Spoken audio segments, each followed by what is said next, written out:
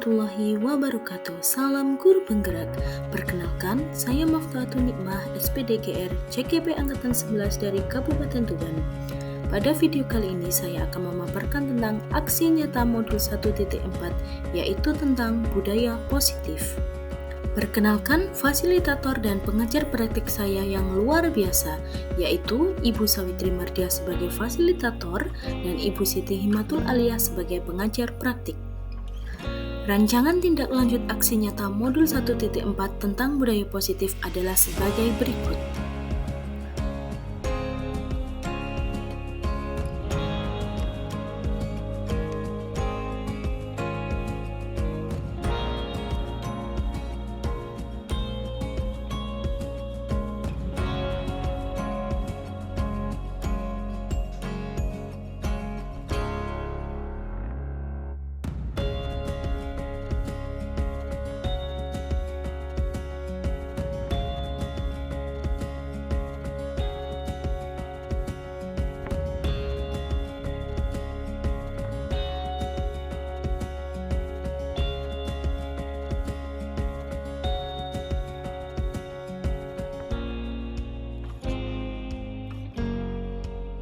Berikut ini adalah video diseminasi menyebarkan pemahaman dan penerapan budaya positif di SMA Negeri 4 Tuban.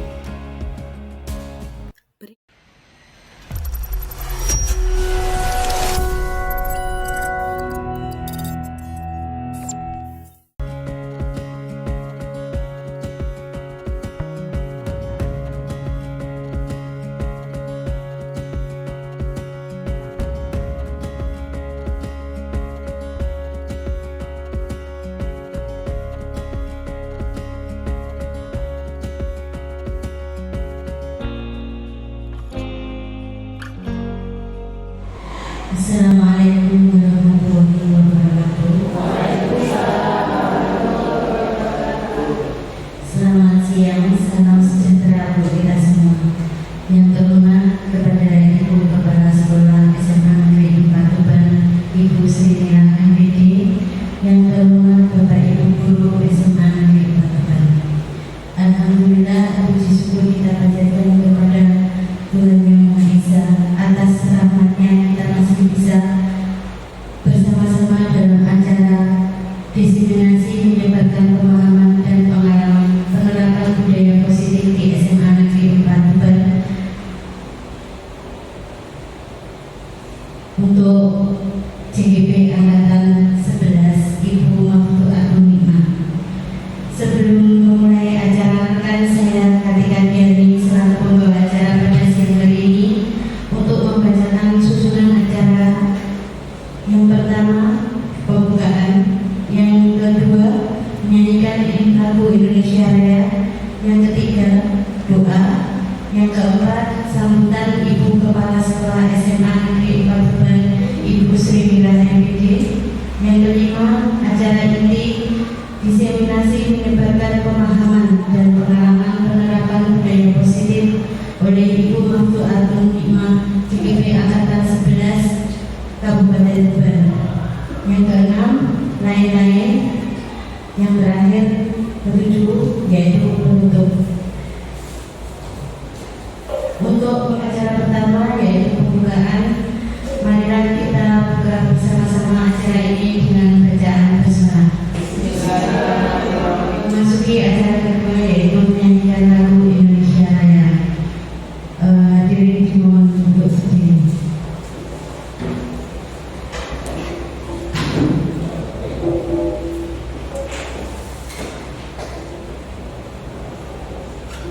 Marilah Bapak Ibu, kita menyanyikan lagu Indonesia Raya dengan birama 4/4, hitungan keempat mulai. 1, 2, 3. Indonesia tanah airku, tanah tumpah darahku. Di sanalah aku berdiri, jadi pandu ibu. Indonesia kebangsaanku, bangsa dan tanah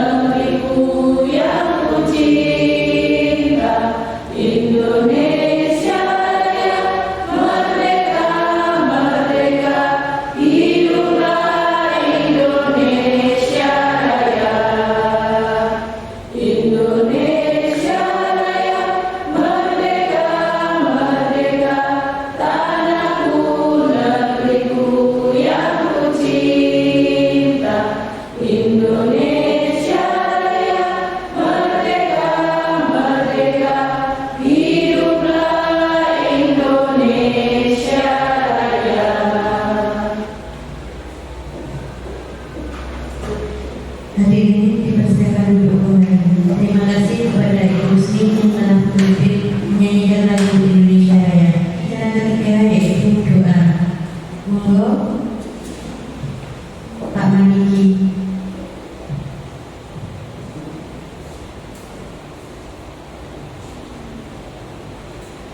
Assalamualaikum warahmatullahi wabarakatuh.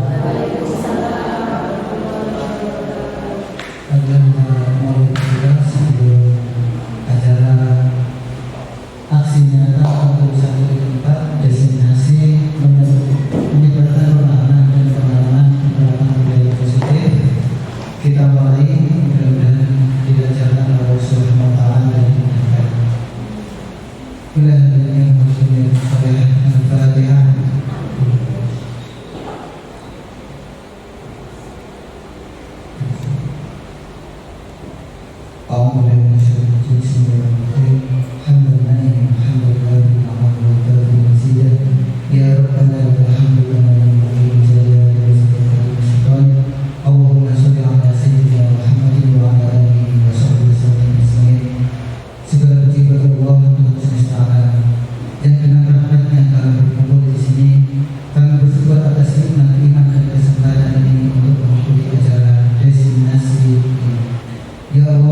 Engkau yang Maha Penyayang, kami mohon keberkahan dan petunjuk-Mu agar acara destinasi ini menjadi ladang kebaikan.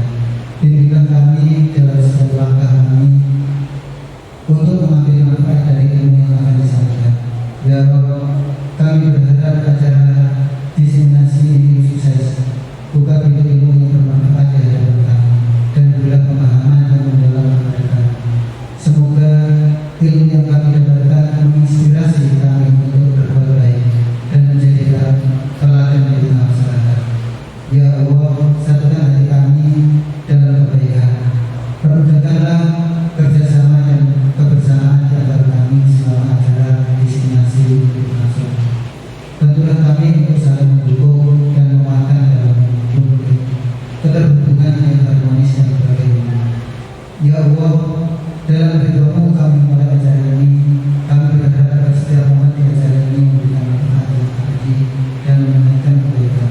Terima kasih atas segala nikmat dan semoga acara ini menjadi ladang berkah kami. Rabbana la tu'akhidna in nasina aw akhtana.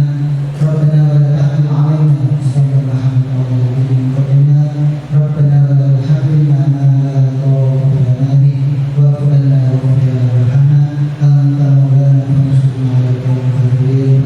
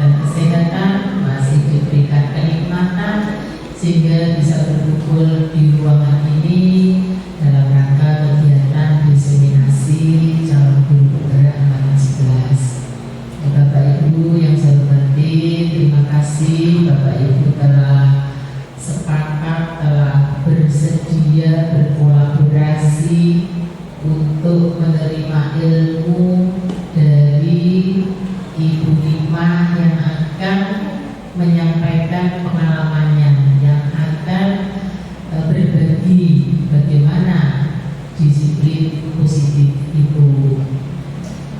Bapak Ibu, berbicara tentang guru penggerak itu kita harus mengetahui motonya. Moto guru penggerak adalah tergerak, bergerak, dan menggerakkan.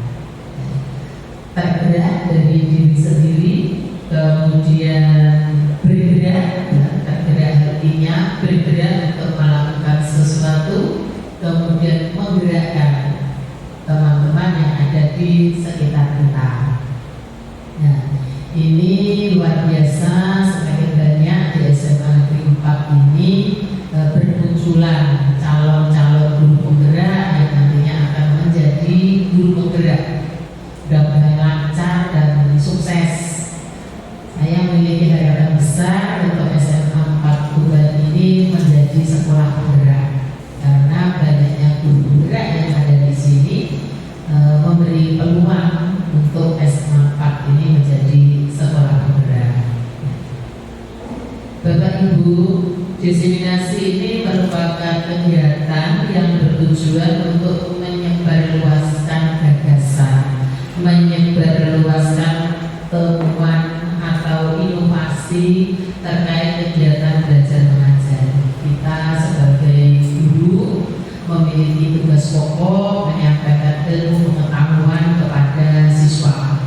Tetapi tidak cukup ilmu pengetahuan yang kita sampaikan, juga karakter-karakter tumbuh kembang anak agar siswa kita menjadi siswa yang cerdas secara komprehensif, siswa yang cerdas secara kognitif, cerdas psikomotornya, juga cerdas karakternya atau sifat-sifatnya, sikapnya ini bagus atau disebut berakhlak mulia tadi.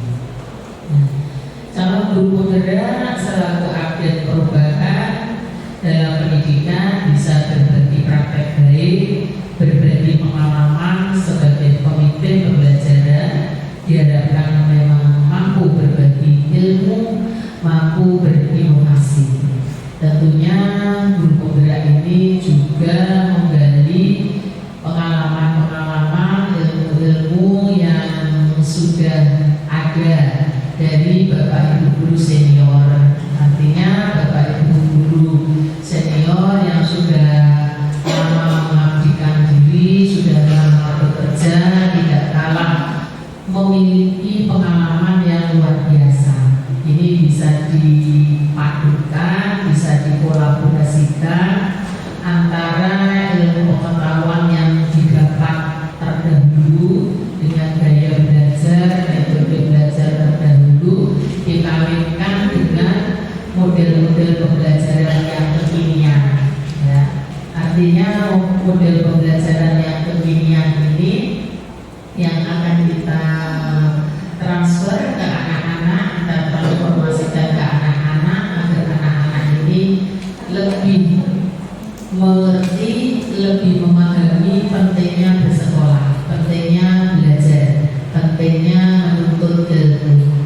Jadi pengalaman dari Bapak Ibu guru terdahulu, Bapak Ibu guru yang mengabdikan diri lebih lama ini juga sangat berguna untuk kita yang Bapak Ibu guru yang mungkin memiliki masa pengabdian yang lebih muda atau baru, ya, masa tugasnya baru. Nah, ini bisa kita kembangkan cara-cara yang lama, kita kolaborasikan dengan cara-cara yang baru. Masih ada gaya lama yang ampuh juga untuk kita terapkan kepada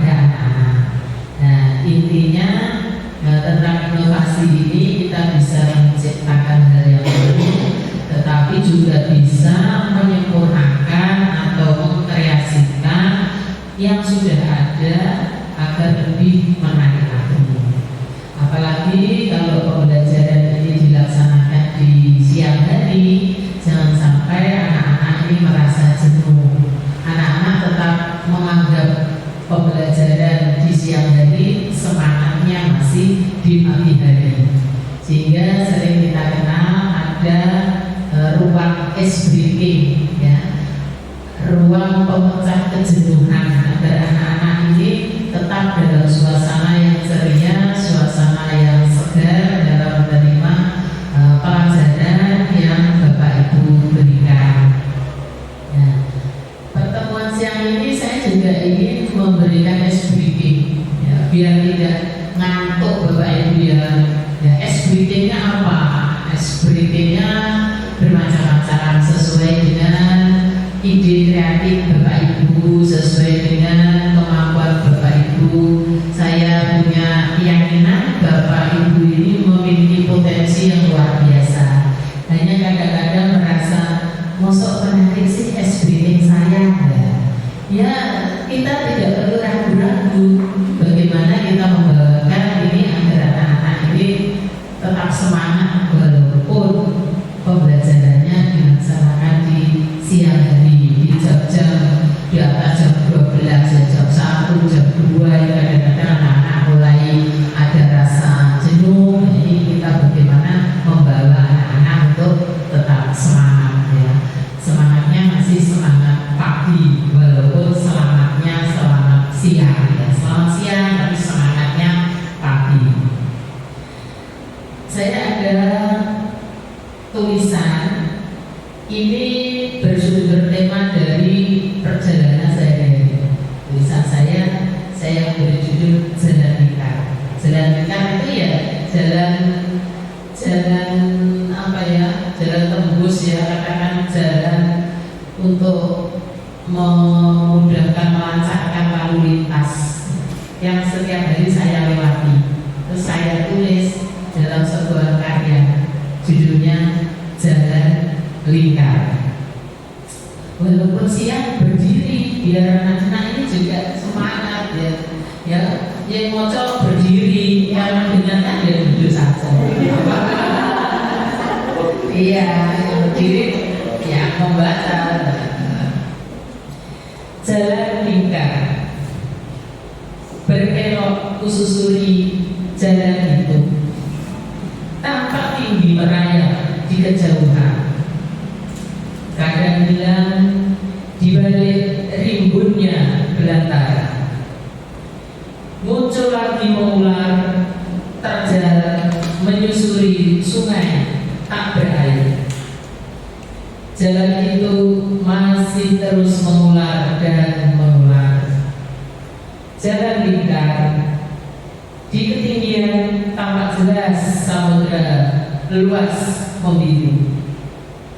Rumah penduduk tersapu sejauh mata memandang.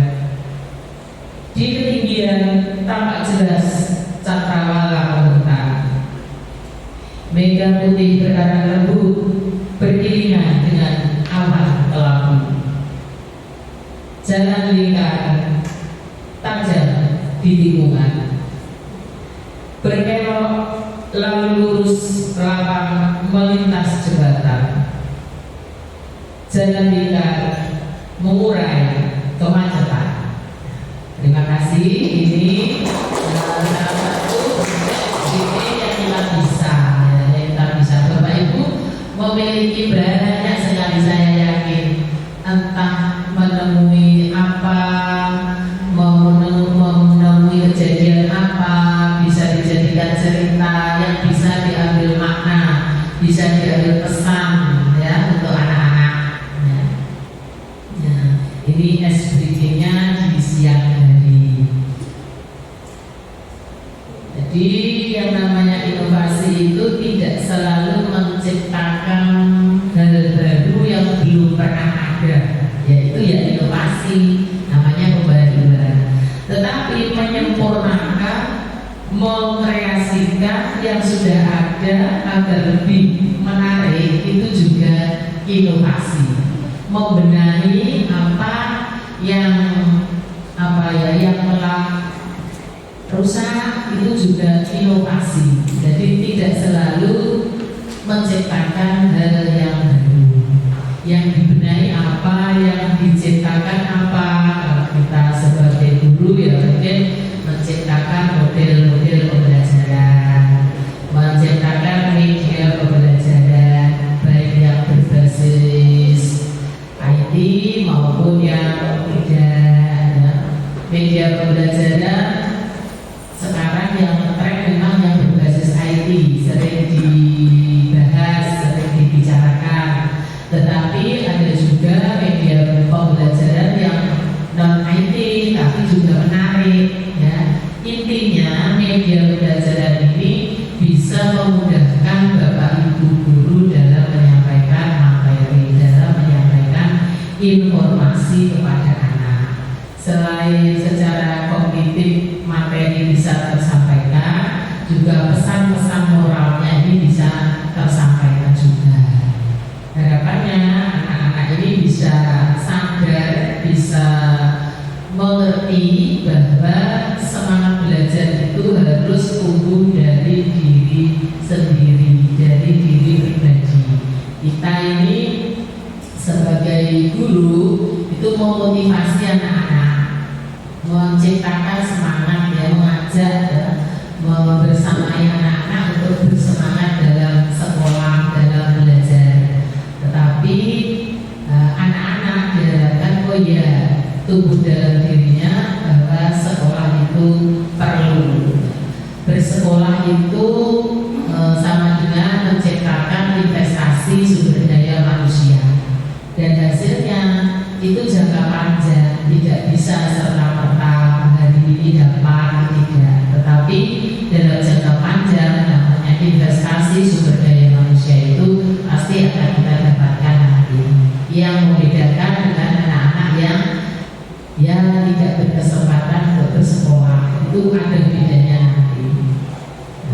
Selain media pembelajaran, juga metode-metode pembelajaran yang menarik dan menyenangkan itu pun bisa diinovasikan, dipadukan yang cocok untuk sekolah saya seperti apa.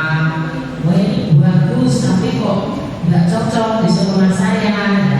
Akhirnya kan juga menjadi kurang bagus. Jadi yang bagus bisa diadaptasi, ya, diadaptasi, disesuaikan dengan kondisi yang ada di sekolah kita masing-masing. Bapak Ibu, di sini diharapkan CGP atau calon guru penggerak ini mampu menggerakkan teman sejalan, tidak hanya bergerak dari dirinya sendiri, menggerakkan siswa, juga menggerakkan teman sejalan untuk bersama-sama melakukan perubahan yang positif. Jadi kita saling mendukung. Kalau ada teman kita berkarya melakukan sesuatu yang positif, mari kita dukung ya. Mari kita bantu.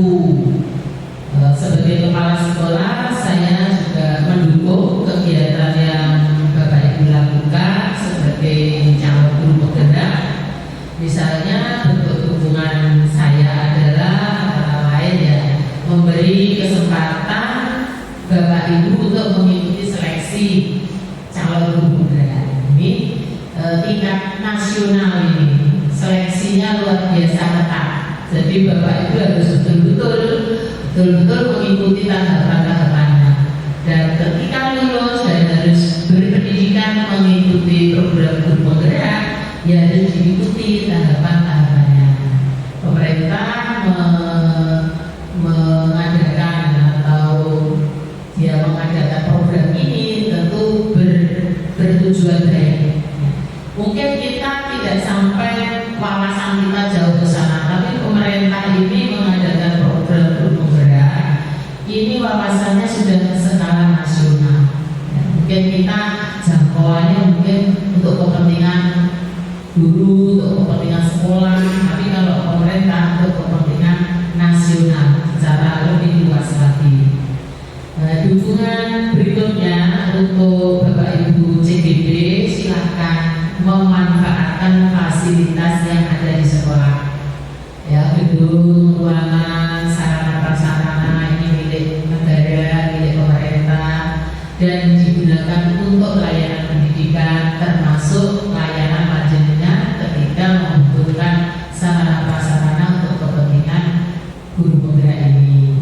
termasuk monggo berkolaborasi dengan teman-teman sejawat, bahkan melakukan kegiatan bersama siswa.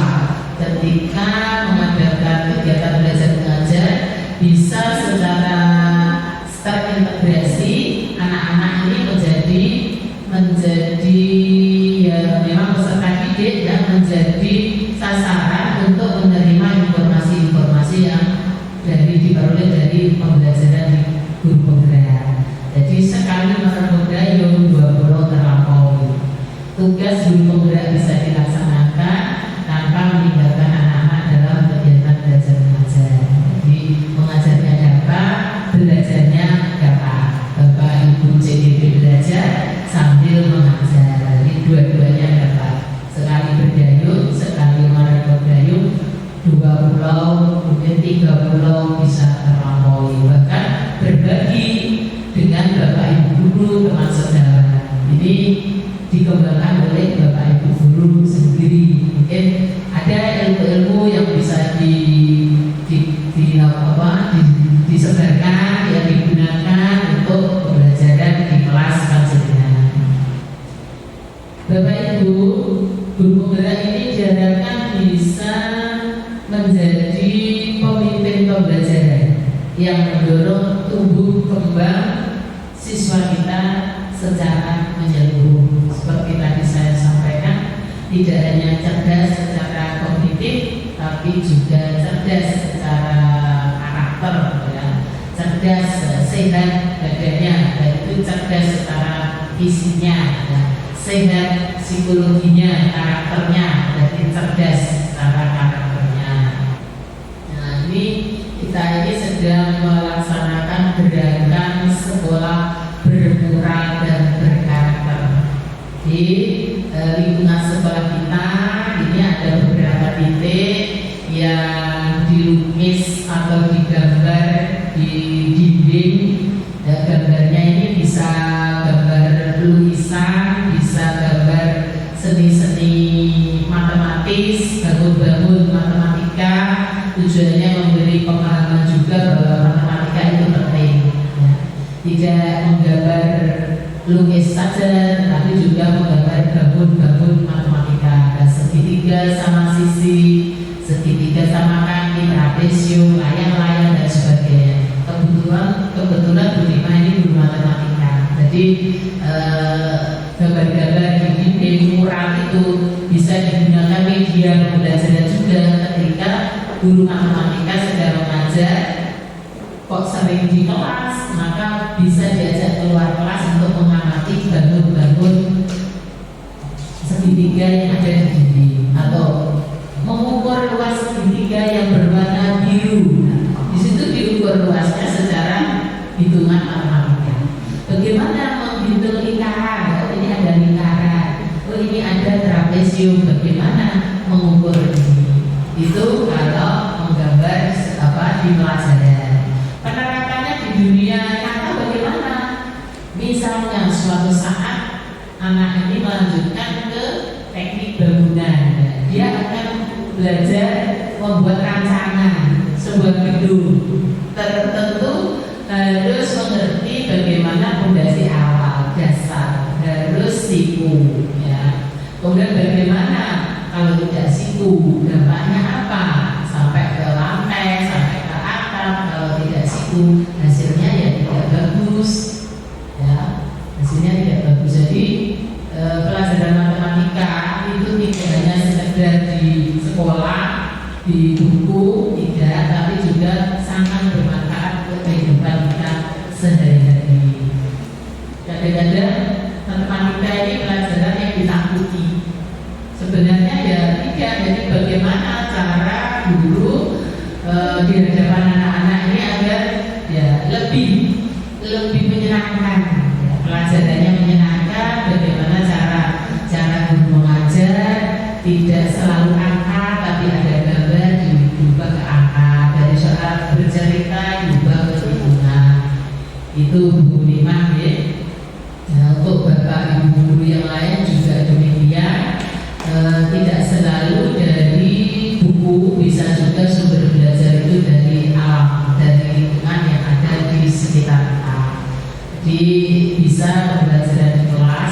bisa pembelajaran di luar kelas. Sepanjang Bapak Ibu guru tetap mendampingi ketika anak-anak sedang belajar itu, karena guru juga tempat bertanya untuk pertimbangan, untuk minta masukan dan saran dari anak-anak.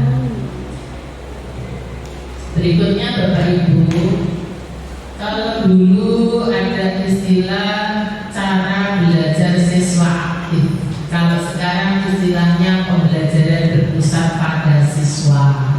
Pembelajaran berpusat pada siswa ini memang siswa yang aktif. Bapak Ibu guru sebagai moderator, sebagai fasilitator yang memberikan layanan ketika anak-anak ada kesulitan, ketika anak-anak butuh bimbingan, tetap Bapak Ibu guru berada di antara anak-anak itu.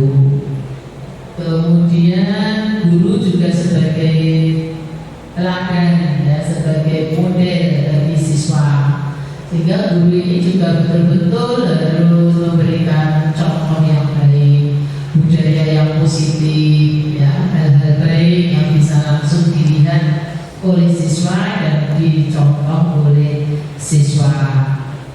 Kemudian selanjutnya begini Bapak Ibu ya, kita sekarang manusia biasa, dalam bekerja mesti orang lain kalau melihat ada kekurangan, sehingga kita perlu bercermin, ya, refleksi apa yang kurang dari saya.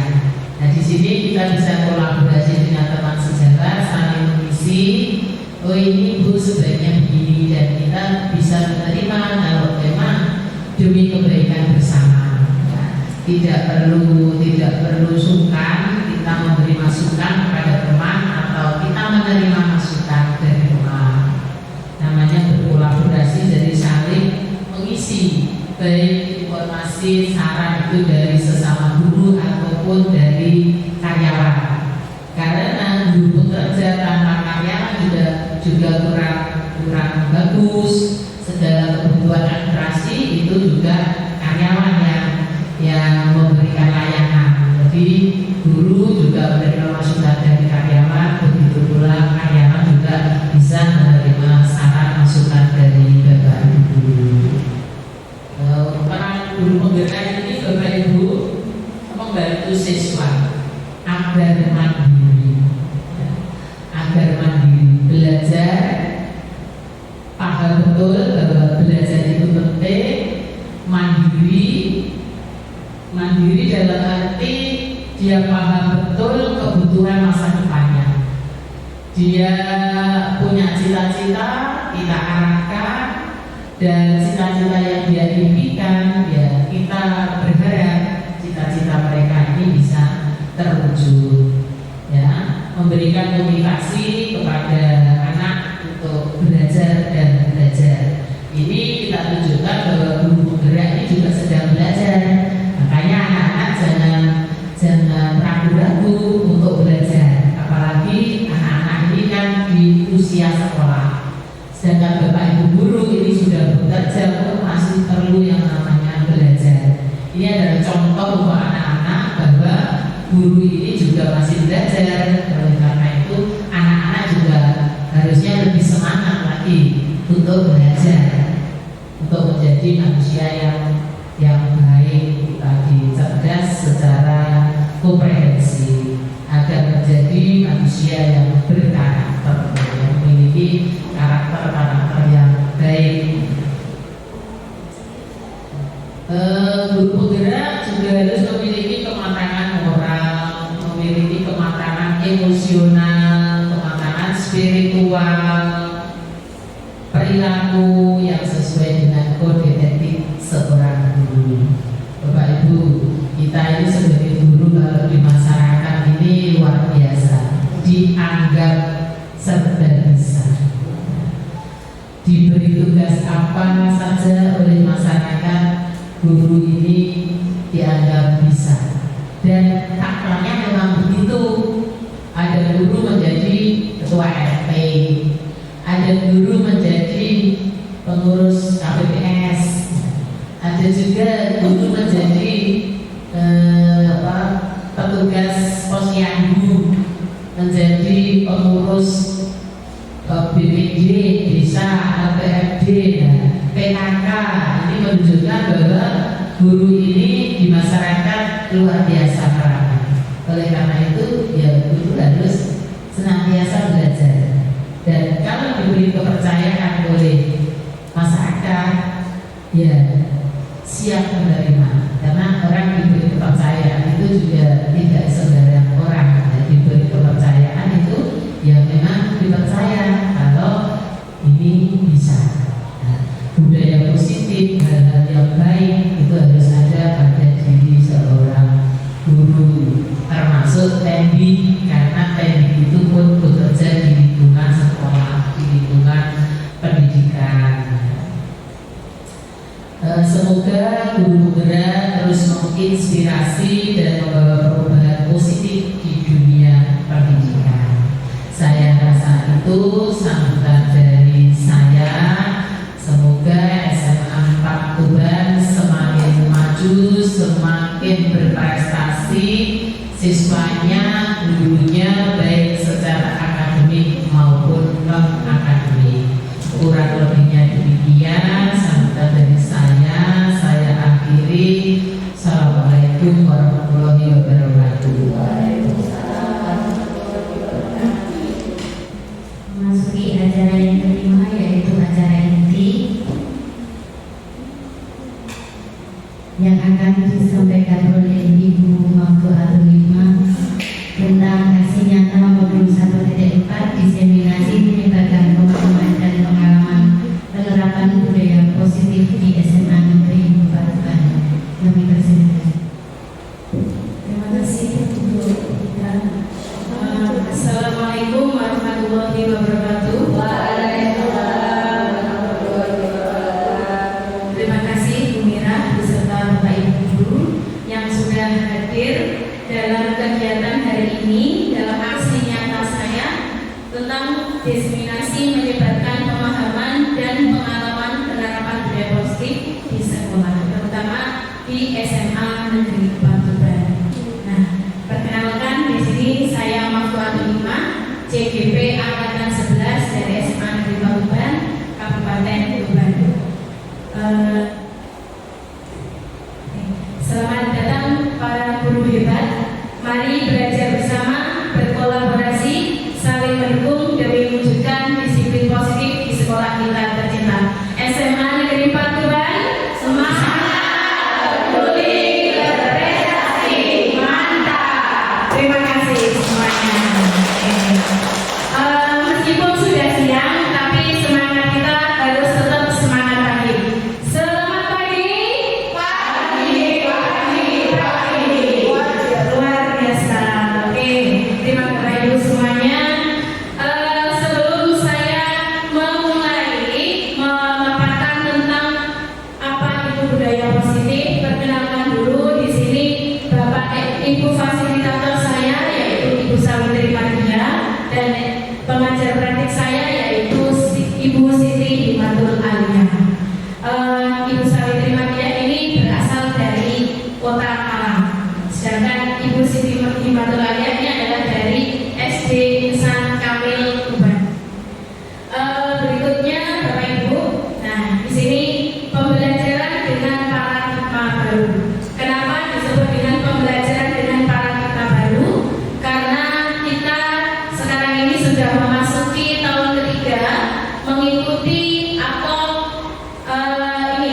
melaksanakan kurikulum merdeka. Nah di sini kurikulum merdeka ini adalah salah satu implementasi dari pembelajaran dengan paradigma baru, di mana pembelajaran dengan paradigma baru ini dirancang berdasarkan prinsip pembelajaran berdiferensiasi sehingga setiap murid belajar sesuai dengan kebutuhan dari tahap perkembangan sesuai dengan filosofi pendidikan nasional Ki Hajar Dewantara yang berpihak pada murid dan mewujudkan profil pelajar Pancasila. Di sini tadi yang belajar sesuai dengan tahap perkembangan, sekarang ini dibagi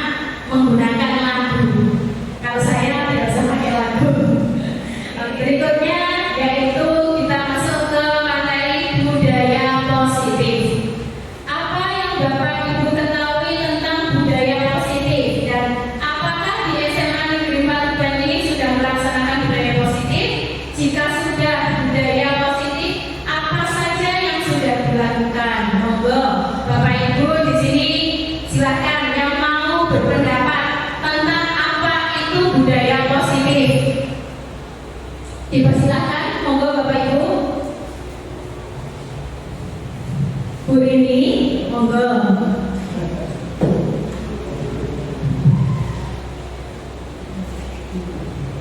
Assalamualaikum warahmatullahi wabarakatuh.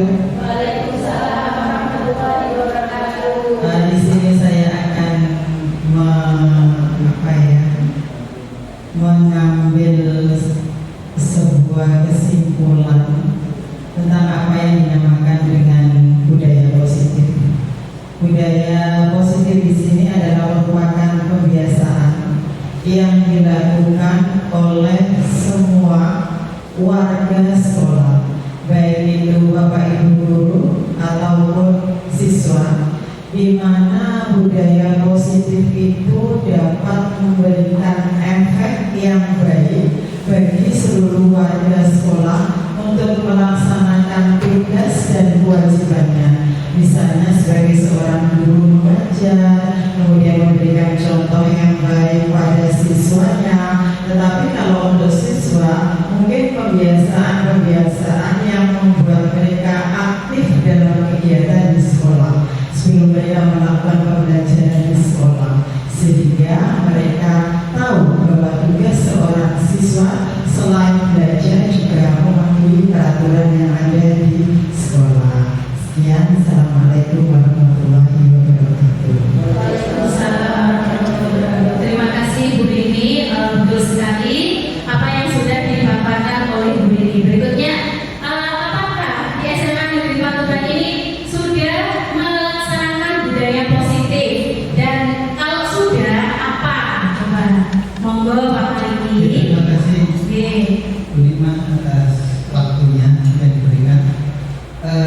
Di SMA Patuban kita sudah melakukan budaya positif. Dimulai di pagi hari kita sudah menyambut anak-anak melalui tiket pagi, langsung dilanjutkan oleh tilawah mengaji di pagi. Setelah itu sholat berjamaah, dan adanya salah satunya budaya positif yang harus ditingkatkan di dalam pembelajaran atau P5 tadi ada ya. Mungkin itu nanti sampai pulang juga ada budaya positif yang harus dijalankan juga, tertib berlalu lintas salah satunya. Terima kasih. Terima kasih Pak Maliki. Memang di SMA 4 ini sudah menjalankan budaya positif, budaya yang sudah ada akan kita lestarikan dan selalu jadi budaya yang kita. Kemudian yang belum masih perlu kita tingkatkan dan harus kita tingkatkan untuk menjadi lebih baik lagi. Nah ini budaya positif itu adalah sebuah konsep yang mengacu pada pola-pola perilaku, nilai-nilai, norma-norma dan sikap-sikap yang mendukung pertumbuhan, perkembangan dan kesejahteraan individu atau kelompok ke arah yang lebih baik. Maksudnya di sini budaya positif adalah endingnya menuju ke arah yang lebih baik. Berikutnya, nah di sini konsep utama budaya positif itu ada 6. Yang pertama adalah disiplin positif dan nilai-nilai kebersihan universal. Yang berikutnya kedua adalah kebutuhan dasar manusia. Yang ketiga adalah motivasi perilaku manusia, hukuman, penghargaan dan restitusi. Kemudian posisi kontrol. Kemudian yang kelima keyakinan sekolah atau kelas. Yang keenam adalah segitiga restitusi.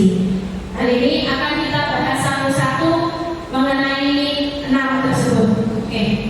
Yang pertama, nah sebelum masuk ke tadi disiplin positif, ada miskonsepsi tentang teori kontrol. Nah di sini awalnya guru mengontrol murid. Nah itu pada yang kemarin-kemarin itu guru semuanya kegiatan murid itu dikontrol oleh guru. Padahal semestinya itu tidak semua dikontrol oleh guru, karena guru hanya sekarang menuntun anak. Nah, tugas guru di sini adalah menuntun bagaimana anak itu berkembang sesuai dengan kodrat alam maupun kodrat zaman, sesuai dengan filosofi KHD. Kemudian semua penguatan positif, efektif dan bermanfaat. Nah, di sini ada penguatan itu tadi bisa berupa penghargaan, tapi kalau penghargaan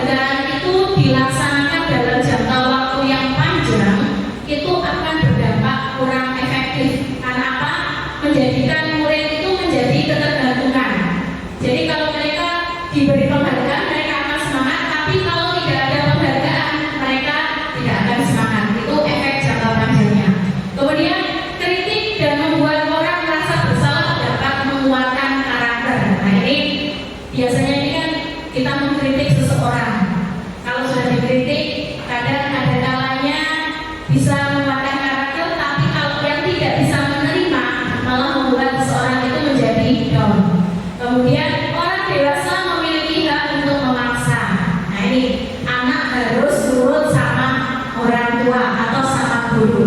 Padahal ini sejatinya anak itu sekarang tidak boleh dipaksa, tapi kita harus menuntun tadi, oke?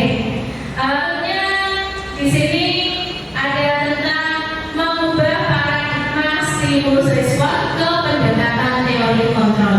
Yang awalnya kebutuhan kita itu sama, padahal terhadap teori kontrol itu kebutuhan kita itu berbeda. Sekarang kemudian semua orang melihat hal yang sama. Nah, kita ubah menjadi setiap orang memiliki gambaran yang berbeda karena masing-masing mempunyai pendapat atau ide-ide yang berbeda. Kemudian kita mencoba mengubah orang agar berpandangan sama dengan kita. Nah, di sini kita ubah menjadi kita berusaha memahami pandangan orang lain tentang dunia. Jadi membuka cakrawala atau pemahaman Bapak Ibu semua di sini bahwa kita mempunyai pandangan yang luas, tidak harus sama dengan saya, tetapi bisa mempunyai pandangan yang berbeda. Jadi kita harus menghargai tersebut. Kemudian perilaku buruk dilihat sebagai suatu kesalahan. Kita ubah bahwa semua perilaku memiliki tujuan. Kenapa seseorang itu melakukan kesalahan? Pasti mereka punya alasannya. Nah, ini. Kemudian orang lain bisa mengontrol saya. Di sini kita ubah menjadi hanya Anda yang bisa mengontrol diri Anda. Ini kita harus memunculkan kesadaran pada diri kita sendiri. Kita harus mengontrol diri kita mana yang baik dan mana yang buruk. Kemudian saya bisa mengontrol orang lain. Ini kita ubah menjadi Anda tidak bisa mengontrol orang lain. Kemudian pemaksaan ada pada saat rujukan gagal. Kita ubah menjadi kolaborasi dan konsensus menciptakan pilihan-pilihan baru. Jadi ada hal-hal baru yang bisa menjadi alternatifnya. Kemudian model berpikir menang atau kalah. Nah, di sini kita ubah menjadi menang dan menang. Kita semuanya adalah pemenang, tidak ada yang kalah. Nah, ini tadi kita masuk ke disiplin positif. Apa yang Bapak Ibu ketahui tentang disiplin positif? Kalau tadi kan budayanya, sekarang disiplin positif itu apa? Monggo dipersilakan untuk berpendapat. Tidak ada salah dan tidak ada benar. Semuanya boleh berpendapat. Tadi Bu Riri sudah, Pak Maliki sudah. Monggo Bu Eda.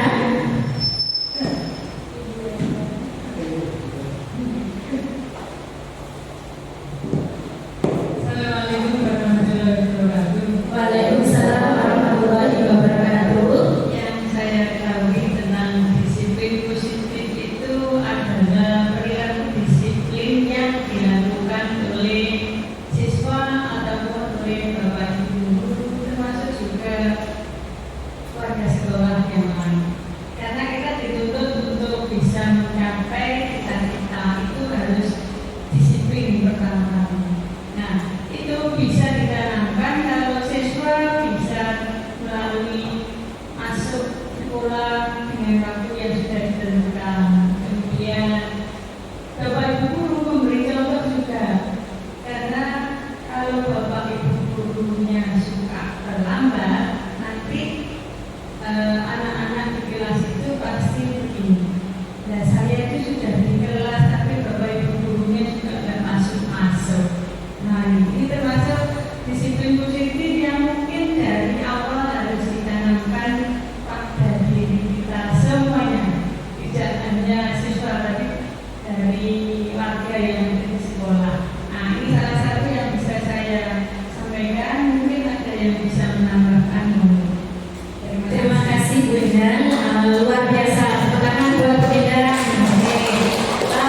Ada lagi yang ingin menambahkan Bapak Ibu? Bukan? Monggo. Assalamualaikum warahmatullahi wabarakatuh. Waalaikumsalam warahmatullahi wabarakatuh. Saya akan mencoba berpendapat tentang apa itu disiplin positif itu sendiri. Jadi disiplin positif ini lebih ke implementasi perilaku kita dalam bersikap disiplin. Nah, yang memberikan dampak positif seperti yang disampaikan Bu Eda tadi, untuk membuat siswa kita disiplin, maka langkah yang pertama harus dari Bapak Ibu gurunya dulu. Yang paling sederhana adalah dengan masuki kelas sesuai dengan KPM, sesuai dengan jadwal, dan sesuai dengan waktu yang telah ditentukan, sehingga kedepannya anak-anak itu akan terbiasa kalau ibu ini, bapak ini itu kalau masuk kelas tepat waktu. Nah, berarti anak-anak juga sudah mempersiapkan diri. Tapi kalau kebalikannya, misalnya sudah kadang-kadang anak-anak itu istilahnya kayak gini gitu, bapak ibunya seperti ini, berarti yang kayak dulu biasanya kantin atau kemana. Nah, mungkin dari kita bapak ibu gurunya mencontohkan disiplin seperti itu, maka anak didik kita nanti harapannya juga akan memberikan atau akan berperilaku disiplin positif untuk mencapai cita-cita. Itu Terima kasih Bu Galuh, luar biasa sekali. Beri tolongan kepada Bu Galuh. Dengan di sini, nah ini disiplin positif dalam budaya kita. Makna kata disiplin adalah sesuatu yang dilakukan seseorang pada orang lain untuk mendapatkan kepatuhan dan menimbulkan ketidaknyamanan apabila melanggar. Itu yang terjadi dalam budaya kita selama ini. Padahal sebagai pendidik, tujuan kita adalah menciptakan murid yang memiliki disiplin diri, yang dapat mengontrol diri dalam melakukan segala tindakan. Nah, di sini dimulai dari disiplin diri. Berarti di sini bisa disebutkan cara penerapan disiplin yang mengajarkan anak untuk bertanggung jawab dan menumbuhkan kesadaran diri berdasarkan nilai-nilai kebajikan universal. Di sini dapat membuat murid memahami dan menyadari berdasarkan motivasi internal, bukan akibat perasaan, pujian atau hukuman. Memang betul apa seperti yang disampaikan oleh Bu Endang maupun Bu Galuh tadi, dimulai dari diri sendiri. Nah, kita harus menumbuhkan kesadaran diri kita, maupun dari Bapak Ibu guru maupun dari murid. Kalau sudah memiliki kesadaran diri, insya Allah disiplin positif itu akan menjadi budaya dan bukan menjadi paksaan atau hanya sebuah peraturan, tapi akan menjadi apa ya? Oh, itu sudah jadi kebiasaan kita sehari-hari. Kalau tidak kita laksanakan, maka akan terjadi sesuatu yang aneh malahan bagi kita. Jadi memunculkan kesadaran pada diri kita sendiri, itu intinya dari disiplin positif. Kebajikan universal, nilai-nilai kebajikan universal yang dipilih untuk dapat disampaikan dan menjadi fondasi dari keyakinan sekolah atau keyakinan kelas yang disepakati seluruh warga sekolah ini. Makna dari nilai-nilai kebajikan universal di sini kalau dulu diibaratkan sama dengan pendidikan karakter. Nah, kalau di sekarang disebut dengan nilai-nilai kebajikan universal. Di sini ada beberapa contoh. Saya ambil yang tadi, profil pelajar Pancasila. Kenapa saya ambil ini? Karena ini yang sekarang digaung-gaungkan. Nah, ada kegiatan P5 juga, ini adalah implementasi dari pelaksanaan profil pelajar Pancasila. Tadi ada 6 dimensi tadi. Yang berikutnya di situ ada 9 pilar karakter yang diusung oleh Indonesian Ethics Foundation, atau IHF. Nah, hampir sama sebenarnya, tapi intinya adalah melakukan pendidikan karakter. Berikutnya di sini yaitu tentang kebutuhan dasar manusia. Kebutuhan dasar manusia di sini adalah segala sesuatu yang kita lakukan untuk mendapatkan apa yang kita inginkan dan memiliki tujuan agar kebutuhan dasar terpenuhi dengan baik. Ada 5 kebutuhan dasar manusia. Yang pertama adalah bertahan hidup, yang kedua adalah cinta kasih sayang atau diterima, kemudian kesenangan, yang keempat penguasaan, dan yang kelima adalah kebebasan. Untuk bertahan hidup, orang pasti ini penting. Nah, yang dibutuhkan adalah sandang, papan, dan pangan. Itu adalah kebutuhan pokok daripada manusia. Kemudian kebutuhan cinta kasih diterima. Di sini adalah kita membutuhkan diterima oleh orang lain dan kita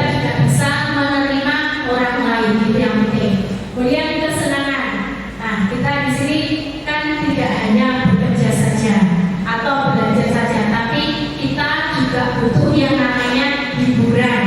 Nah, hiburan itu bisa macam bisa rekreasi maupun bisa hanya kita bernyanyi-nyanyi bersama. Bapak Ibu guru di sini bergerak senam pagi itu juga termasuk daripada kesenangan. Kemudian penguasaan. Nah, di sini biasanya penguasaan ini murid-murid ini perlu pengakuan bahwa dirinya itu mampu untuk melakukan sesuatu. Makanya di sini ada yang namanya kebutuhan dasar untuk memenuhi penguasaan. Terus mereka juga diberi kebebasan. Nah, kurikulum kita sekarang ini adalah kurikulum merdeka. Merdeka artinya bukan bebas secara bereksplorasi sesuai dengan apa yang diinginkan tanpa batas, tetapi tetap ada batasan-batasan yang harus dibuat untuk sebagai pengontrol diri mereka. Selanjutnya di sini adalah motivasi perilaku manusia. Di sini motivasi merupakan dorongan yang timbul pada diri seseorang secara sadar atau tidak sadar untuk melakukan suatu tindakan dengan tujuan tertentu. Motivasi itu ada dua, berasal dari internal maupun berasal dari eksternal. Nah, yang eksternal ini berlaku untuk menghindari ketidaknyamanan atau hanya hukuman, dan yang kemudian untuk mendapatkan imbalan atau penghargaan saja. Itu bukan tumbuh dari dirinya sendiri, tapi ada faktor-faktor yang mempengaruhi mereka untuk memunculkan motivasi. Nah, tadi ada hukuman, karena menghindari hukuman dan ingin mendapatkan penghargaan. Yang motivasi internal itu yang bagaimana? Yaitu untuk menjadi orang yang mereka inginkan dan menghargai diri sendiri dengan nilai-nilai kebajikan yang mereka percaya. Jadi ini tumbuh dari dirinya atau motivasi dalam diri mereka masing-masing. Oke. Kemudian untuk menumbuhkan motivasi internal ini, yaitu sebisa mungkin kita menghindari yang namanya hukuman dan pemberian penghargaan secara berlebihan agar meminimalisir motivasi eksternal dalam diri murid. Nah, kalau kita selalu memberikan hukuman pada anak yang salah, itu kan menimbulkan efek yang tidak baik juga. Atau kita memberikan penghargaan kepada anak-anak yang berprestasi secara terus-menerus, tapi kita tidak memperhatikan anak-anak yang lain, itu juga nanti akan menimbulkan iri bagi mereka-mereka yang tidak mendapatkan penghargaan. Jadi kalau bisa kita harus menghindari yang namanya hukuman dan penghargaan yang berlebihan. Nah, oke. Dan di sini adalah konsep disiplin dengan identitas gagal. Ini kita menyimpulkan nanti ada yang sebagai identitas gagal dan ada yang identitas sukses. Di sini yang termasuk identitas gagal itu adalah hukuman dan penghargaan. Mengapa hukuman termasuk identitas gagal? Di sini karena bisa menyakitkan dan membuat tidak nyaman, kemudian membuat murid takut, terus mereka juga merasa terpaksa. Kemudian murid menyembunyikan kesalahan, membuat murid menjadi lebih rendah diri. Nah, ini kenapa hukuman masuk ke dalam konsep disiplin dengan identitas gagal. Kemudian yang penghargaan ini tidak efektif, kemudian merusak hubungan. Tadi kalau lama-lama dilakukan menimbulkan sifat iri, kemudian mematikan kreativitas, menghukum dengan sistem ranking. Nah, ini kalau sekarang kan tidak ada peringkat atau rankingan, peringkat 1 sampai 10. Kalau dulu waktu saya masih SD itu masih ada peringkat. Jadi yang peringkat 1 sampai 10 itu biasanya mereka bergembira. Tapi yang peringkat 11 ke bawah mereka akan merasa ya saya hanya dapat ini saja. Jadi mereka kecewa. Nah, ini sekarang dilakukan. Jadi tidak ada sistem rankingan lagi. Kemudian merampas hak menghargai dirinya sendiri. Kenapa? Kalau kita merampas dirinya, padahal dia itu melakukan ini, istilahnya dia sukses, itu sebenarnya dia tidak mengharapkan penghargaan, tetapi pengen pengakuan bahwa dia itu bisa dengan dirinya sendiri. Tapi kadang kan kalau selalu diberi penghargaan juga bisa merampas hak menghargai dirinya sendiri. Kemudian identitas sukses. Dan di sini ada yang namanya konsekuensi dan ada restitusi. Kalau konsekuensi di sini adalah penguatan jangka pendek, perlu monitoring berkelanjutan, kemudian stimulus menjadi respon, murid menghormati peraturan dan kehilangan waktu untuk memenuhi kesalahan. Ini yang termasuk konsekuensi. Kemudian restitusi ini adalah membuat murid bertanggung jawab untuk perilakunya, fokus pada pemecahkan masalah jangka panjang, kemudian murid menghormati dirinya dan orang lain, kemudian ada teori kontrol, kemudian murid bersemangat memperbaiki kesalahan. Nah, Bapak Ibu, ini ada beberapa pernyataan. Mencatat 1000 kali di dalam buku, kalimat saya tidak akan terlambat lagi karena terlambat ke sekolah. Ini menurut Bapak Ibu merupakan hukuman atau konsekuensi? Hukuman ini. Betul. Ini termasuk apa? Ini adalah termasuk konsekuensi. Jadi berikutnya nih, murid diminta push up 15 kali karena tidak menggunakan masker ke sekolah. Hukuman atau konsekuensi? Oke, hukuman. Nah, betul. Berikutnya, nah ini sekarang kita masuk ke posisi kontrol seorang guru. Ada 5 posisi kontrol kita sebagai seorang guru. Yang pertama adalah penghukum, yang kedua adalah pembuat merasa bersalah, yang ketiga adalah sebagai teman, keempat memantau, dan yang kelima adalah sebagai manajer. Bapak Ibu guru di sini, Bapak Ibu selama ini melakukan pembelajaran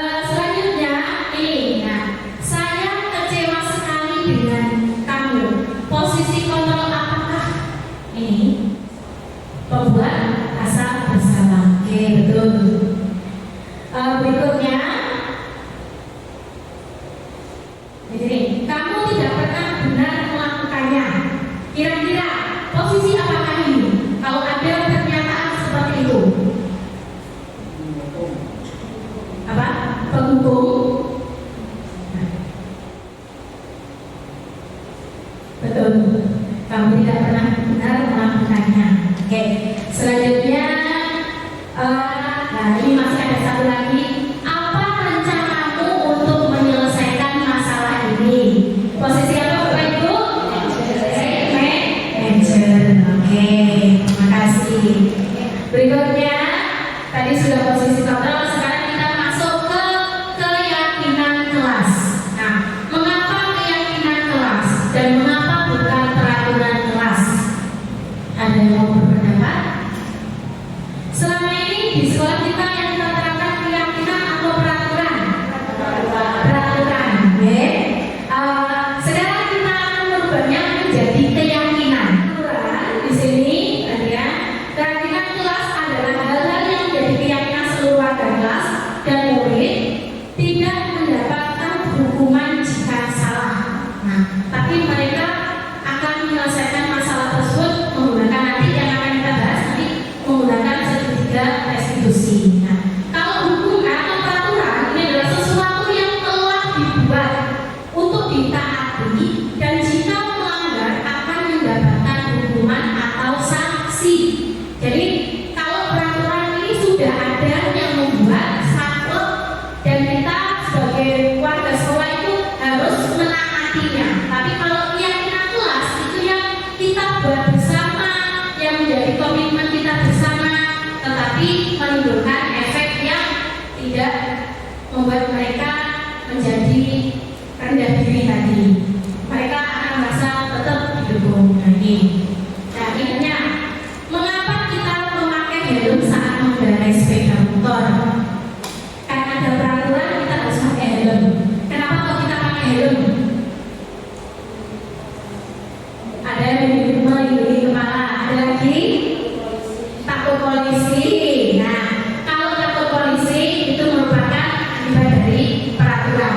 Ya, kalau kita melindungi kepala dari untuk keselamatan itu merupakan keyakinan dalam diri kita bahwa tanpa ada polisi pun kalau kita sudah yakin kita akan menyelamatkan kepala kita, itu berarti kita mempunyai keyakinan pakai helm itu penting. Itu ya Bapak Ibu. Oke, di sini keyakinan sekolah atau kelas merupakan metode yang untuk menimbulkan kembali disiplin positif yang didasari oleh motivasi dalam diri. Nah, ini semuanya harus dimulai dari diri kita sendiri. Di sini kriterianya biasanya bersifat abstrak, berupa pernyataan universal, dibuat dengan pernyataan positif, mudah diingat, sesuai dengan kondisi kelas atau sekolah. Semua warga kelas dilibatkan dalam membuat keyakinan kelas. Ini adalah kriteria dari kita membuat keyakinan kelas. Ini kegiatan membuat keyakinan kelas yang sudah saya lakukan bersama kelas 10G selaku wali kelas di kelas 10G. Yang pertama saya bersama murid membuat keyakinan kelas, kemudian murid menuliskan keyakinan yang diinginkan. Masing-masing anak ini menuliskan apa yang mereka inginkan. Nah, kemudian guru dan murid mengulas kembali keyakinan yang telah ditulis. Masing-masing anak yang sudah menulis kemudian dikumpulkan perwakilan dari teman-teman untuk membacakan apa yang sudah teman-temannya tulis. Kemudian guru dan murid memilah keyakinan yang sama. Mungkin yang ditulis anak-anak itu ada yang sama, jadi kita kelompokkan yang sama mana saja. Nah, kemudian setelah kita kelompokkan, berikutnya adalah mengubah keyakinan ke dalam kalimat yang positif.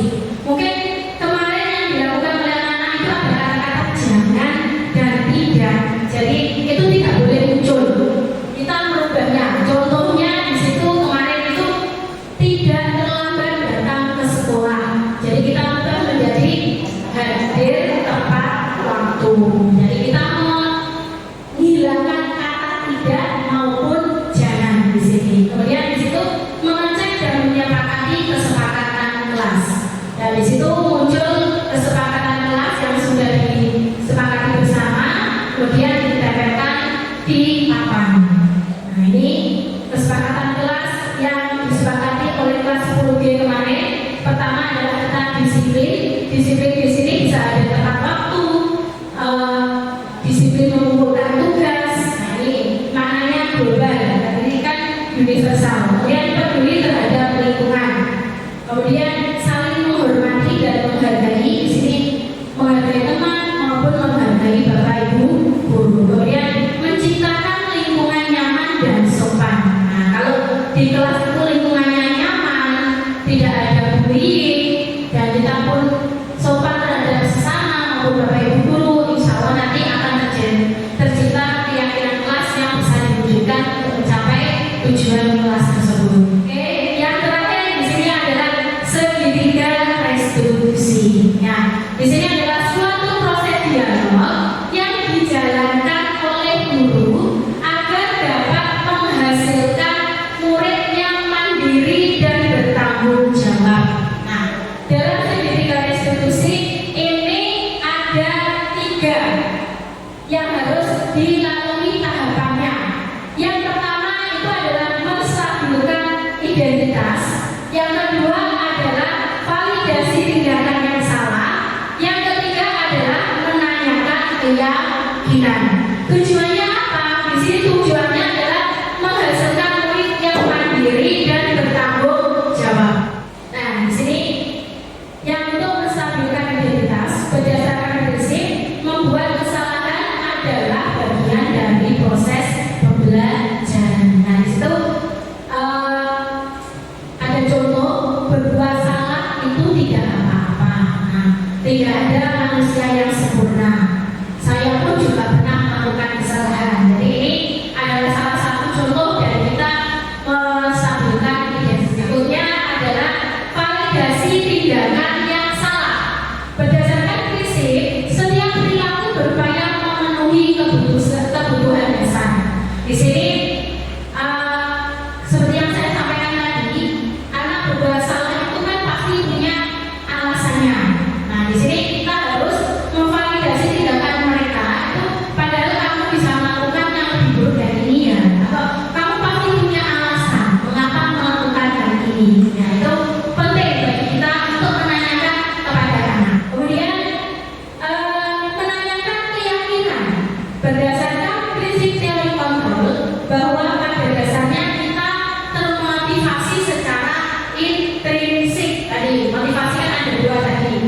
Nah, di sini apa yang kita percaya sebagai kelas atau keluarga, terus apa nilai-nilai umum yang kita kelas sepakati, terus apa bayangan kita tentang kelas yang ideal, atau kita di sini mungkin apa yang akan kamu lakukan. Nah, bisa seperti itu. Itu untuk menanyakan keyakinan. Jadi segitiga restitusi ini penting dalam pelaksanaan kita dalam menghadapi persoalan atau permasalahan yang ada di lingkungan sekolah kita ini, terutama menyelesaikan permasalahan murid-murid kita.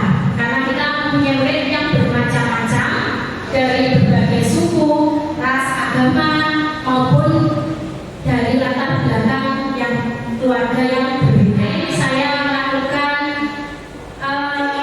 penerapan. Contoh penerapan segitiga restitusi pada kasus yang pertama. Oke, tadi Bu Nikmat mendengar laporan dari guru piket bahwa kamu sering datang terlambat ke sekolah. Itu laporan.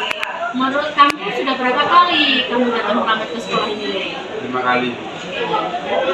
Sering terlambat itu suatu kesalahan enggak? Ya. Baik, jadi berbuat salah itu manusiawi, tetapi kita harus bisa belajar dari kesalahan yang kita perbuat. Kita harus menjadi orang yang lebih baik lagi. Setuju atau tidak? Setuju. Jadi, ayo sekarang kita cari solusi biar kamu tidak terlambat lagi. Mau atau tidak? Kamu pasti punya alasan mengapa kamu datang terlambat. Coba apa alasanmu? Kenapa kamu kok sering datang terlambat? Begadang itu ngapain saja kok sampai begadang? Main HP saja. Nge-game atau tidak? Oke. Kamu tahu nggak keyakinan kelas apa yang sudah kita sepakati bersama kelas kita? Tahu nggak? Kamu datang terlambat, ini termasuk melanggar keyakinan kelas kita yang apa? Disiplin, Bu. keyakinan kelas disiplin ya yang kamu lakukan. Nah, menurut kamu disiplin itu penting atau tidak? Penting Bu, karena disiplin menghargai waktu. Oke, bagus sekali itu. Karena disiplin itu penting bagi kita bisa tidak menumpuk-numpuk pekerjaan cepat selesai, dan juga bisa menghargai waktu dan diri sendiri juga. Oke, setuju nggak ya Ki, kamu dengan pernyataannya Bu Nikmah itu? Setuju Bu. Terus, merasa menyesal nggak? Saya menyesal karena datang terlambat dan sering bekerja. Kamu sekarang apa yang akan kamu lakukan? Saya tidak akan bekerja lagi dan akan lebih cepat. Kamu janji datang lambat lagi atau tidak? Janji tidak akan datang terlambat lagi. Oke, tadi kamu sudah menyesal ya dengan datang terlambat itu. Kemudian tadi juga sudah kita mencari solusi. Apa sih tadi solusinya biar kamu tidak datang terlambat lagi? Lebih cepat dan tidak bekerja lagi. Terima kasih ya Ki, kamu sudah mengakui kesalahanmu, bahwa kamu juga menyesal tidak akan datang terlambat lagi, dan berjanji akan tidur lebih awal agar bisa bangun di pagi hari. Terima kasih ya Ki ya. Silahkan sekarang balik ke kelas. Bu Nikmah juga terima kasih kamu sudah mau datang ke sini menghadap Bu Nikmah. Oke, silahkan kembali ke kelas. Ini anak tersebut ini sering datang terlambat ke sekolah. Saya menyaksikan sendiri saat anak tersebut pas waktu saya cek anaknya terlambat. Ternyata tidak hanya sekali, hanya saya panggil, saya tanya. Ini kemarin yang saya lakukan. Misalnya saya mau ngobrol dengan anak tersebut, kenapa kok bisa seperti itu? Ya, sampai terakhir kemarin sudah mengenal ada apa alasan mereka, alasan dia terlambat, kemudian sampai solusi dari pemecahan masalah tersebut. Nah, oke. Selanjutnya, contoh penerapan segitiga restitusi pada kasus yang kedua. Kembali, tadi Bu Nikmah mendapat laporan dari guru yang mengajar di kelas. Katanya kamu makan permen saat jam pelajarannya beliau. Betul apa tidak, Lel? Ya, Bu. Menurutmu makan permen di kelas itu suatu kesalahan bukan? Salah. Berapa kali kamu sering makan permen itu di kelas? Biasanya satu hari itu bisa sampai 2 kali. Itu ya, berbuat kesalahan itu manusiawi, Lel. Kita juga harus belajar dari kesalahan itu untuk menjadi lebih baik lagi. Lel, kita cari solusi ya, biar kamu tidak makan permen saat jam pelajaran atau di guru yang lainnya. Oke, kamu pasti punya alasan ya, kenapa kamu makan permen saat jam pelajaran? Apa sih alasannya? Ngantuk saat jam pelajaran. Oke, kamu tahu nggak keyakinan kelas yang sudah kita sepakati kemarin bersama teman-teman? Nah, kalau kamu makan permen saat jam pelajaran, kira-kira sesuai nggak dengan kesepakatan kelas kita? Keyakinan kelas apa yang kira-kira kamu langgar? Menghargai orang lain. Jadi di situ kamu tidak menghargai orang lain gitu ya. Berarti karena ada bapak atau ibu guru yang ngajar di kelas itu, berarti dengan makan permen kamu tidak menghargai beliaunya ya. Oke, menurut kamu menghargai orang lain itu penting atau enggak? Penting. Kenapa kok penting?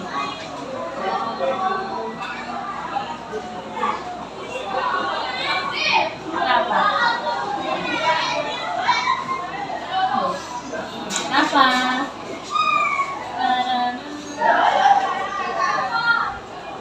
Karena menghargai orang lain itu bisa membuat kita juga Betul sekali ya. Dengan kita menghargai orang lain, kita itu juga akan dihargai oleh orang lain itu juga, dan itu juga bermanfaat bagi kita semuanya, baik dirimu maupun orang itu sendiri. Oke, kalau kamu sudah melakukan kesalahan seperti itu, bagaimana tindakanmu?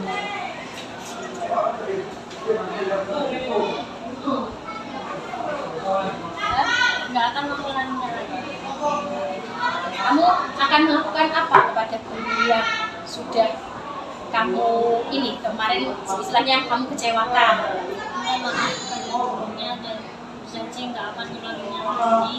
Terus kalau aku ngantuk, aku mau izin cuci muka. Oke, jadi itu solusi yang sudah kamu berikan ya, bahwa kamu kalau ngantuk di jamnya Bapak Ibu guru akan minta izin keluar dan cuci muka. Oke, ya sudah Lel, berarti kamu sudah menemukan solusinya. Nah, sekarang silahkan kamu kembali ke kelas ya, dan jangan ulangi lagi kesalahan seperti itu lagi. Oke, terima kasih ya Lel ya, silahkan kembali ke kelas. Minta maaf ya Bu. Ya. Ini contoh yang kedua, ini kemarin saya dijumpai anak tersebut makan permen lollipop saat jam pelajaran. Itu sering banget terjadi di sini. Kadang-kadang terutama di jam-jam siang, anak-anak saat ngantuk mereka akan makan permen. Tapi kemarin saya bilang kalau bisa jangan permen lollipop.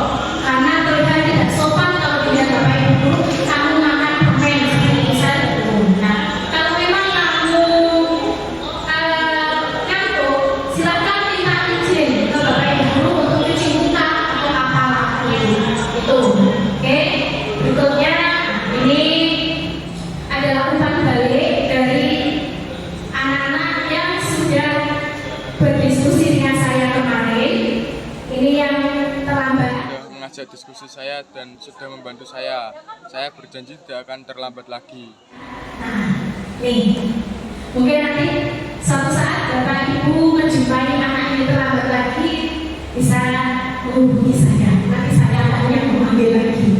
Kemarin sudah berjanji dalam dirinya sendiri dia tidak akan terlambat lagi. Kemudian ini kemarin memberikan umpan balik. Ini yang makan permen. Sudah mengajak saya berdiskusi untuk menemukan solusi atas permasalahan saya, dan saya berjanji tidak akan makan permen di kelas lagi. Mereka sudah menyadari kesalahannya sendiri. Saya tidak memberikan hukuman, tapi saya menyelesaikan permasalahan mereka menggunakan tahapan-tahapan segitiga restitusi.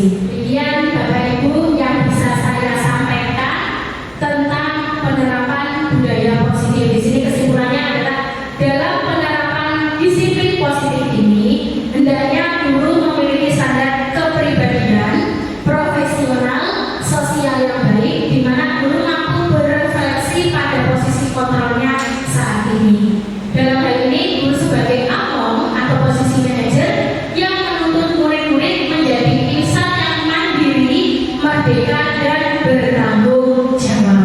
Oke, demikian Bapak Ibu, terima kasih atas perhatiannya apa yang saya sampaikan. Mungkin nanti Bapak Ibu ada pertanyaan akan ada di sesi berikutnya. Saya akhiri, wassalamualaikum warahmatullahi wabarakatuh.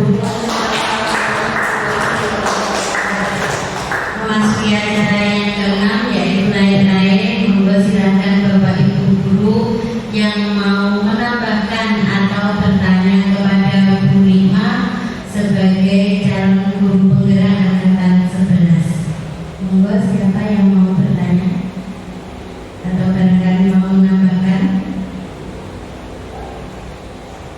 Lucy.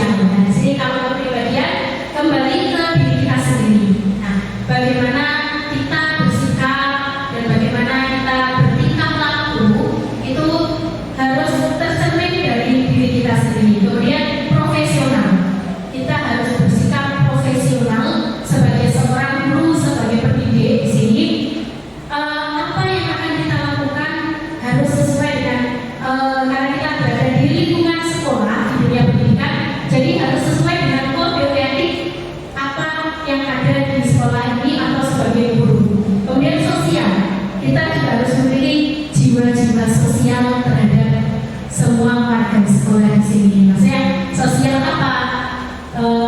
Standar sosial ini penting karena kita hidup dalam bermasyarakat. Kita tidak bisa hidup diri sendiri, kita membutuhkan orang lain. Jadi kita harus punya standar sosial itu. Dan ya, posisi kontrol saya di sini adalah saya melakukan sebisa mungkin saya sebagai manajer, tidak sebagai penghukum atau sebagai pembuat merasa bersalah.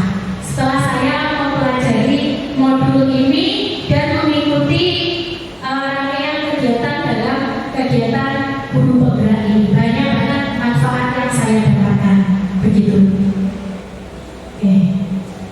Ada lagi monggo? Ada lagi? Kalau sudah tidak ada, terima kasih pada Ibu Maftuhatul Nikmah yang telah menyampaikan pemahaman dan pengalaman tentang budaya positif. Semoga bermanfaat bagi kita semua. Memasuki acara ketujuh, yaitu penutup. Untuk acara penutup, marilah kita tutup acara hari ini dengan bacaan hamdalah.